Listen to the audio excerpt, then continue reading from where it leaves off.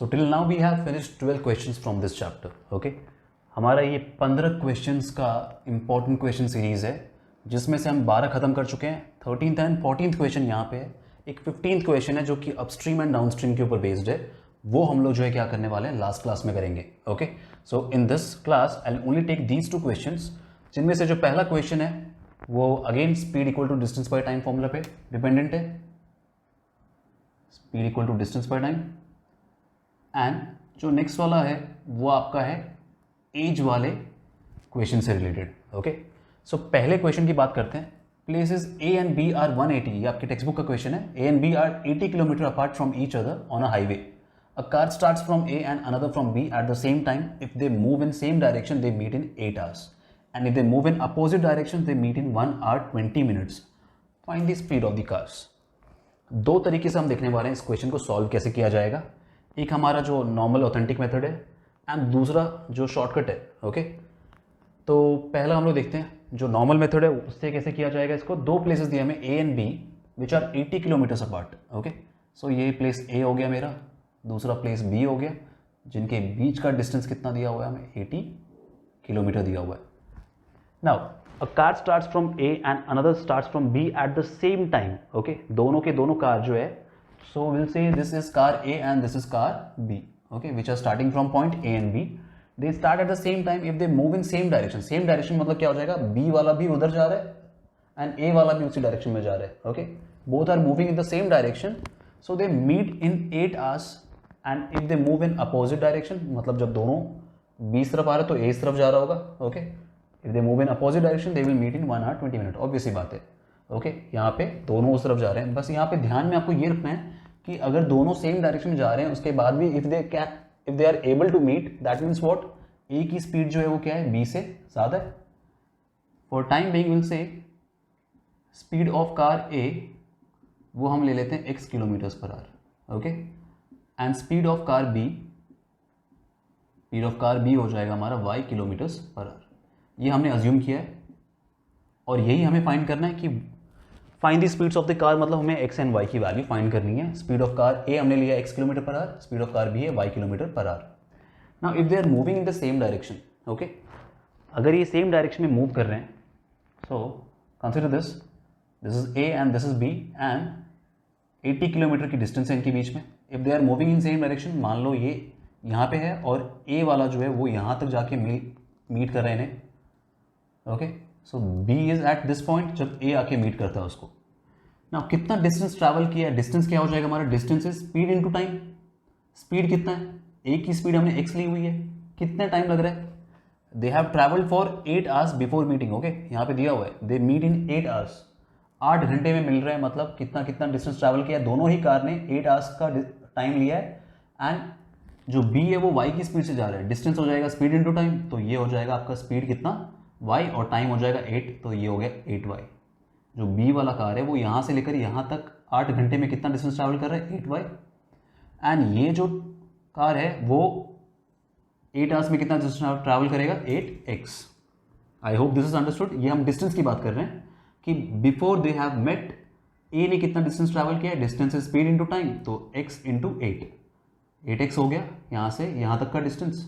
और यहाँ पे जो है यहाँ से यहाँ तक का जो है, sorry time, distance is 8x in time 8 hours and this is distance 8y in time 8 hours. अब दोनों जहाँ पे मीट कर रहे हैं, अब मैं इस हिसाब से अगर देखने जाऊँ तो 8x में से अगर मैं 8y को माइनस कर दूँ तो कितना बचेगा, 80 बचेगा. 8x minus 8y is 80. पहला इक्वेशन ये बन रहा है हमारा. आई होप दिस इज अंडरस्टूड. जब सेम डायरेक्शन में मूव कर रहे हैं तो उतने ही टाइम में ए ने ट्रैवल किया 8x, इसने ट्रैवल किया 8y. सब्ट्रैक्ट करने से आ रही है वैल्यू 8x माइनस 8y की 80. तो ये मैं यहाँ पे डायरेक्ट इक्वेशन लिख देता हूँ. If you have understood this, so 8x minus 8y is equal to 18. 8 common निकाल के कैंसिल कर दो तो x minus y equal to हो जाएगा आपका 10. ये पहला इक्वेशन हो गया for condition 1. Now moving to condition 2, वापस से हम क्या करते हैं, सेम कंसिडर करते हैं. वापस हमारे पास a है, दिस इज b, इनके बीच का डिस्टेंस 80 किलोमीटर्स है, but this time they are moving in opposite direction. Okay, A की स्पीड ज़्यादा है तो ऑब्वियसली बात है ए ज़्यादा डिस्टेंस ट्रैवल करेगा और बी जो है वो कम डिस्टेंस ट्रैवल करेगा बिफोर दे मीट। बट कितना डिस्टेंस ट्रैवल किया है, कितना टाइम में मीट किया है इन्होंने, they are meeting in 1 hour 20 minutes। इसको अगर मैं मिनट को भी आर में कन्वर्ट करूँ तो 1 + 20/60 करना पड़ेगा मुझे मिनट को आर में कन्वर्ट करने के लिए। This is 1/3। सॉल्व करें तो ये हो जाएगा आपका कितना 4/3। तो ये कितने टाइम तक के लिए ट्रैवल कर रहे हैं, कार ए 4/3 आवर्स ट्रैवल कर रहा है, ये भी 4/3 आवर्स ट्रैवल कर रहे हैं। Both are travelling for 1 hour and 20 minutes and they are meeting at a point. A ज़्यादा फास्ट चलता है इसलिए उसकी डिस्टेंस जो है वो क्या है, ज़्यादा है। सेम थिंग डिस्टेंस क्या हो जाएगा, डिस्टेंस हो जाएगा हमारा speed into time. Speed x है और टाइम 4/3 तो ये हो गया 4/3x। जो कार A है वो 4/3x डिस्टेंस ट्रैवल कर रहा है एंड जो कार B है वो 4/3y। Now if I count this thing 4/3x + 4/3y, ये टोटल कितना हमारा 80 है। ओके तो this time our equation is 4/3x + 4/3y = 80। Last time हमारा था 8x - 8y = 80। तो मैं क्या करता हूँ, I'll remove this and I'll directly write this equation that as per the second condition we are having 4/3x + 4/3y = 80। Solve कर देंगे 4/3 common आ जाएगा तो ये x + y 80 × 4/3 उधर जाएगा तो ये 3/4 हो जाएगा। ये हो गया आपका कितना 20 × 3, ये हो गया आपका x + y = 60। दो इक्वेशन बन गए हमारे। एग्जाम में आपको डायग्राम भी शो करना है। If you are using this method you will have to show diagrams also, जहाँ से आप दिखाओगे 8x - 8y 80 कैसे हुआ है और यहाँ पे 4/3x + 4/3y 80 कैसे हुआ है। Okay now we have these two equations. Now इनको सॉल्व करना है। x - y 10 है, x + y 60 है। डायरेक्ट एलिमिनेशन हो रहा है y का ऐड करते ही, तो ये हो जाएगा 2x = 60 + 10 70। x की वैल्यू कितनी आ रही है मुझे, x की वैल्यू आ गई यहाँ से 35 km/h। x क्या है मेरा, स्पीड ऑफ कार A है। अब x मालूम पड़ गया, y की पता लगा लेते वैल्यू क्या हो जाएगी। x - y का वैल्यू कितना है 10 है। Now if I put value of x as 35 - y = 10, y की वैल्यू हो जाएगी 35 - 10 and y is 25 km/h। Okay if x is 35, y is 25 km/h। I hope this is understood. तो अब नेक्स्ट क्वेश्चन हमारा क्या बनता है यहाँ पे कि ये तो हो गया हमारा नॉर्मल मेथड। शॉर्टकट मेथड कैसे किया जाए, शॉर्टकट मेथड में हम क्या करने वाले हैं, अब शॉर्टकट मेथड में थोड़ा देखते हैं। तो ये इक्वेशंस देख लिया आपने, I will remove this thing. Shortcut method में हम क्या करने वाले हैं, we will use concept of relative speed. Okay हमारा स्पीड ऑफ कार यहाँ पे कितना है 35 है and speed of car B has come as 25। Let's see relative speed में क्या होता है, जब हमारा ये कार ओके एक हो गया B पॉइंट से स्टार्ट होने वाला कार और एक हो गया हमारा A पॉइंट से स्टार्ट होने वाला car. Okay we have said that car A is moving faster than car B, right. Car A की स्पीड जो है that is more than speed of car B। अब इस केस में क्या हो जाएगा, सपोज मान लेते हैं कि दो कार मूव कर रहे हैं। Okay one is moving with the speed of 10 and another is moving with the speed of 30। तो अगर मैं इनके बीच का इनका रिलेटिव स्पीड बोला जाए, रिलेटिव स्पीड मतलब क्या होता है, स्पीड जो कि कंपैरेटिव है B के कंपैरिजन में A कितना फास्ट चल रहा है। अगर ये 10 की स्पीड से जा रहा है और ये 30 की स्पीड से जा रहा है, that means A is moving with a speed more than 20 km/h। तो A की स्पीड जो है क्या हो जाएगी, उससे 20 ज़्यादा है। आई नॉट से 30 ज़्यादा है, ये 10 की स्पीड से ये 30 की स्पीड से, तो इनके बीच का डिफरेंस जो है वो होता है क्या, उनका relative speed. So when they are moving in same direction, relative speed क्या होती है, माइनस होती है। Okay now understand, if they are moving in positive direction, अगर ये पॉजिटिव डायरेक्शन में मूव कर रहे हैं, ये यहाँ से 10 की स्पीड से आ रहा है, ये 30 की स्पीड से आ रहा है, तो इनके बीच का डिस्टेंस जो है क्या होगा, और स्पीड से डिक्रीज होगा। इनकी स्पीड इस केस में क्या होती है, ऐड हो जाती है। That means they are moving towards each other with a speed of 40, 10 और ये 30, तो ये पूरा 40 की स्पीड से एक दूसरे की तरफ आ रहे हैं। And when they are moving in the same direction, ये 10 की स्पीड से जा रहा है और ये 30 की, तो they are moving with a speed of 20। इनके बीच का जो डिस्टेंस कम हो रहा है वो 20 की स्पीड से कम हो रहा है, और जब अपोजिट डायरेक्शन से आ रहे हैं तो 40 की स्पीड से। आई होप दिस इज अंडरस्टूड। ये रिलेटिव स्पीड वाला कॉन्सेप्ट के हिसाब से अगर मैं समझाने जाऊं तो रिलेटिव स्पीड कंडीशन 1 की बात करते हैं। कंडीशन 1 में जब they are moving in the same direction, car A की स्पीड ज़्यादा है, x है, ये y है, तो रिलेटिव स्पीड हो जाएगी x minus y, condition first वाले में। ओके, और अगर मैं सीधे सीधे फॉर्मूला लगाना चाहूँ, स्पीड क्या होता है, डिस्टेंस बाय टाइम, तो स्पीड हो गया मेरा x माइनस वाई, डिस्टेंस है 80 किलोमीटर इनके बीच का, और टाइम कितना लिया इन्होंने, 8 आवर्स, कैंसिल कर दो, x minus y equal to 10, पहला इक्वेशन आ गया। फिर आ जाते हैं हम लोग कंडीशन 2 में। मैंने क्या कहा, they are moving in the positive direction, relative speed क्या हो जाएगी, ऐड हो जाएगी, 10 प्लस 30 40 हो गया, तो यहाँ पे क्या हो जाएगा, सेकेंड कंडीशन में आप लिखोगे रिलेटिव स्पीड जो है क्या हो जाएगी, x प्लस वाई, दोनों की स्पीड ऐड हो जाएगी।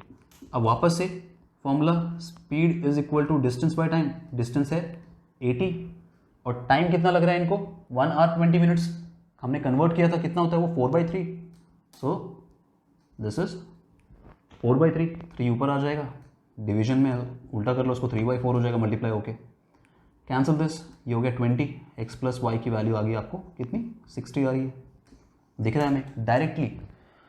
Here you do not need to show the diagrams, okay, आपको डायग्राम दिखाने की जरूरत नहीं है कि वो 8y minus 8x, sorry 8x minus 8y कैसे 80 हो रहा है, या फिर 4/3x प्लस 4/3y जो है कैसे आपका it is becoming equal to 80, वो सब चीज़ें आपको शो नहीं करनी है। आप सीधे क्या लिखोगे, condition 1 they are moving in the same direction, so relative speed is x minus y, condition 2 they are moving in opposite direction, so relative speed is x plus y. यहाँ पे x माइनस वाई को solve करके x minus y equal to 10 आ रहा है, यहाँ पे x plus y equal to 60 आ रहा है, इक्वेशंस आर सेम, आंसर भी क्या होगा, सेम ही आएगा, x की वैल्यू 35 आएगी आपको एंड y की वैल्यू 25। तो ये हो गया हमारा शॉर्टकट मेथड। अगर आपको स्कूल में सिखाया जाए रिलेटिव मेथड तो आप ट्राई करना एग्जाम में to use this particular method, इससे क्या होगा, टाइम बचेगा आपका काफ़ी। Okay fine, I hope this is understood. Next question है हमारा एज से रिलेटेड। क्वेश्चन क्या है, the age of the father is twice the sum of the ages of his 2 children, after 20 years his age will be equal to sum of the ages of his children, find the age of the father. Father की age जो है twice है sum of ages of his 2 children, दो बच्चों के as को जोड़ के देखा जाए तो उसका डबल है फादर का age, and after 20 years his age will be equal to sum of the ages of the children. Okay, तो मैं ले लेता हूं फादर का एज x, फादर का एज जो है that is x years, and sum की बात करिए तो हम सम ही लेके चलते हैं, सम ऑफ एजेस ऑफ 2 चिल्ड्रन कितना है, वो हम ले लेते हैं y years। समझाने के लिए मैं मान लेता हूं कि दो जो बच्चे हैं उनकी एजेस कितने कितने a एंड b है। ओके, आपको शो नहीं करना है, मैं समझाने के लिए बस यहाँ पे आपको बता रहा हूँ कि जो दो बच्चे हैं उनके एज का सम y years लिया हमने, उनमें से एक जो है a years का है, दूसरा जो है b years का है। ओके, ऐसे समझ के चलते हैं। नाउ क्या कहा गया मुझसे, the age of father is twice the sum of ages of his 2 children, मतलब जो फादर का एज है x that is 2 times the sum of ages of his 2 children, sum of ages क्या है, y है, तो x is equal to 2y, x minus 2y equal to 0, पहला equation बन गया हमारा।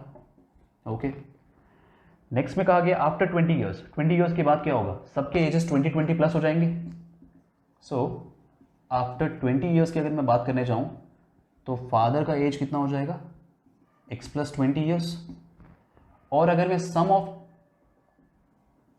2 चिल्ड्रन की बात करने जाऊं, सम ऑफ एजेस ऑफ 2 चिल्ड्रन की बात करने जाए हम लोग, तो वो कितना हो जाएगा, ये थोड़ा ध्यान से समझना, this will be y plus 40, ए वाला भी 20 years बढ़ गया, बी वाला भी 20 years बढ़ गया, तो अगर मैं 20 साल बाद की बात करने जाऊँ तो दोनों के ही एज काउंट होंगे and the total age would increase by 40 years। तो ये हो गया sum of ages of 2 children after 20 years, दोनों का 20 ऐड होकर 40 हो रहा है।